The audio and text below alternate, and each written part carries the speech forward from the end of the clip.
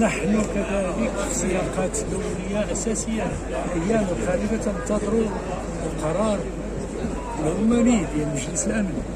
نحن مسرورين. الصور اللي ظهرت لنا البارح اللي تنشوفوا سي بوريطا مع وزير خارجية روسيا والمحادثات، ونأمل واسمح لي إلا غتسولني وتزعجني بس ما بقيتش أنا نقرر. ونأمل أن قرار مجلس الأمن يكون أكثر إنصافا في قضيتنا الوطنية ويأسس لمرحلة جديدة. حزب الاتحاد الاشتراكي للقوات الشعبية يعيش مرحلة أو محطة تنظيمية تاريخية بعقد مؤتمره 12 في وقته وزمانه.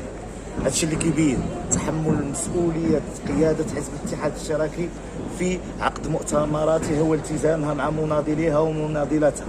اليوم مطروح علينا وكما جاء في الكلمات ديال الأخ الكاتب الأول، مطروح علينا عدة تحديات نناقش في هذا المؤتمر مستقبل حزب الاتحاد الاشتراكي وما يمكن أن يقدمه حزب الاتحاد الاشتراكي إلى الوطن.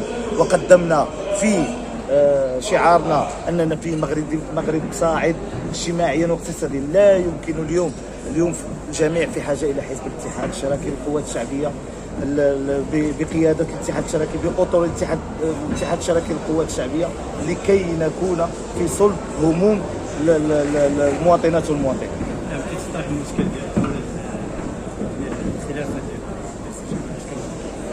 هذا شأن الاتحاديات والاتحاديين، هم من يقررون في مصير حزبهم، هم من يقررون في من سيكون.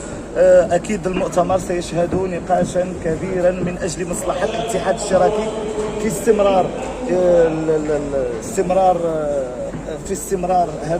استمرار هذه القيادة ومع تجديد طبعا الأساليب وتجديد يعني العدد من الأمور اللي كتطرح اليوم على مستوى المجتمع.